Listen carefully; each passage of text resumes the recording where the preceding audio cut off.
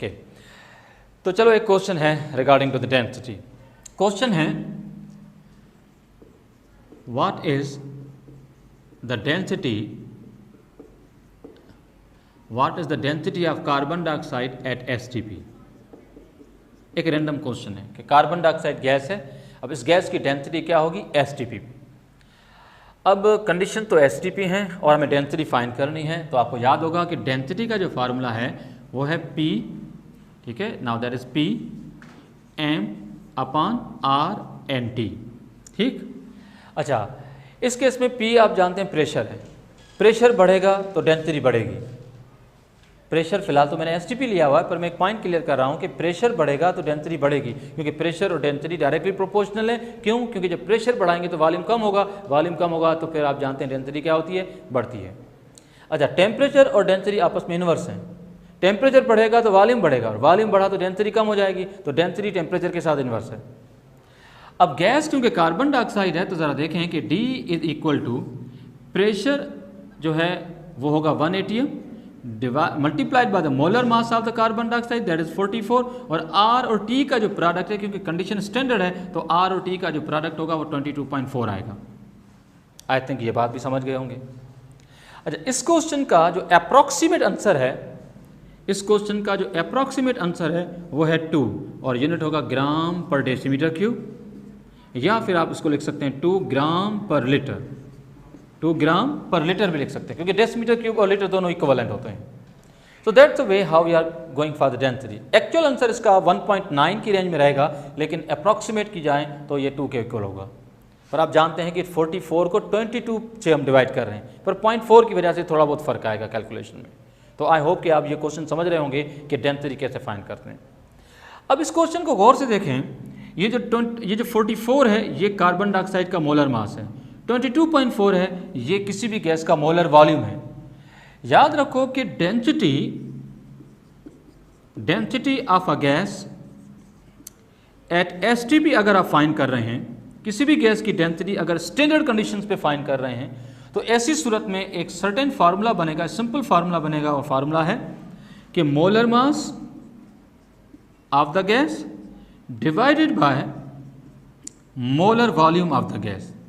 किसी भी गैस के मोलर मास को आप मोलर वॉल्यूम से डिवाइड करो, आपको किसी भी गैस की डेंसिटी एसटीपी पे मिल जाएगी, ठीक है। तो ये मेरे ख्याल में क्वेश्चन क्लियर है। लेकिन अब ज़रूरी नहीं है कि कंडीशन एसटीपी हो, कंडीशन आपको कुछ भी दी जा सकती है। तो फिर सिर्फ और सिर्फ करना क्या है कि अगर टेम्परेचर रेंज में नहीं है, तो फिर तो आपको एवोगैड्रो अपना क्या कहते हैं टेम्परेचर और आर की जो वैल्यू है, इस दोनों को मल्टीप्लाई करना पड़ जाएगा। लेकिन टेक्निक क्या है इस क्वेश्चन को सॉल्व करने की कि D equals P M upon R T, यानी P प्रेशर है, M मोलर मास है, R और T आप जानते हैं, R जनरल गैस कांस्टेंट है, T टेम्परेचर है। जो भी आपको डेटा दी जाए just put the values and find the D, ठीक है। तो किसी गैस की डेंसिटी फाइंड करेंगे तो यूनिट या तो ग्राम पर डीएमक्यू में लिखेंगे या तो ग्राम पर लीटर में लिखेंगे। वो तो आपका क्वेश्चन जो आपको जो एंट्री टेस्ट में गिवन होगा एमसीक्यू बेस्ड, उसमें देखना पड़ेगा कि कौन सा ऑप्शन करेक्ट है। तो आई होप कि आप डेंसिटी से रिलेटेड क्वेश्चन समझ गए होंगे। एक और क्वेश्चन पे जाते हैं। डेंसिटी के अलावा एक और कैलकुलेशन भी हम करते हैं, मोलर मास। अगर हमें कोई भी एक सर्टेन गैस दी जाए तो हम उस गैस का मोलर मास भी फाइंड कर सकते हैं। तो एक रैंडम क्वेश्चन बनाता हूं मोलर मास से रिलेटेड, तो ज़रा देखें कि मोलर मास से रिलेटेड क्वेश्चन कैसे है। सपोज एक क्वेश्चन है कि 1 gram of a gas occupies 22.4 decimetre cube at 0 degree Celsius and 2 atm, ठीक है। कोई भी एक गैस है जिसका मास 1 ग्राम है, 1 ग्राम गैस की अमाउंट ने वॉल्यूम लिया है 22.4, ठीक है, और 0 डिग्री सेल्सियस पे। चलो प्रेशर को मैं थोड़ा सा एडजस्ट कर लेता हूँ, प्रेशर हम लिख लेते हैं 0.5 atm, ठीक है। अब क्वेश्चन क्या है? क्वेश्चन ये है find molar mass of the gas, यानी जिस गैस ने इस कंडीशन पे इतना मास रखा, इतना वॉल्यूम लिया, ये टेम्परेचर है, ये प्रेशर है, तो बताओ कि वो गैस कौन सी होगी। अब इस केस में मोलर मास का फॉर्मूला आपको याद होगा, ये है mRT अपॉन PV, ठीक है। इसमें जो स्मॉल m है ये गिवन मास है जो क्वेश्चन में प्रोवाइडेड है, बाकी आर, टी और पी वी क्या है ये आप सब जानते हैं, हम सिर्फ वैल्यू पुट करते हैं, सॉल्यूशन पे जाते हैं।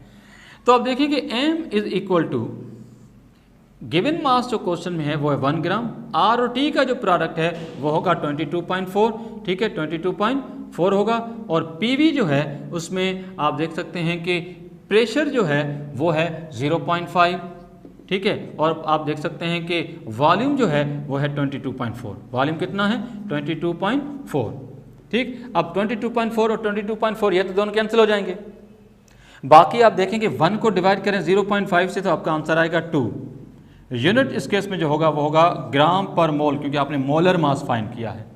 तो ये क्वेश्चन जिस गैस के लिए बनाया गया था वो कौन सी गैस है, हाइड्रोजन।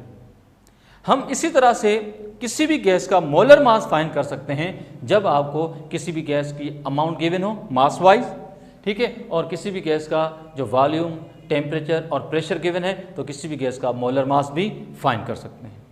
सो ये हैं कुछ questions regarding to the general gas equation, ठीक है।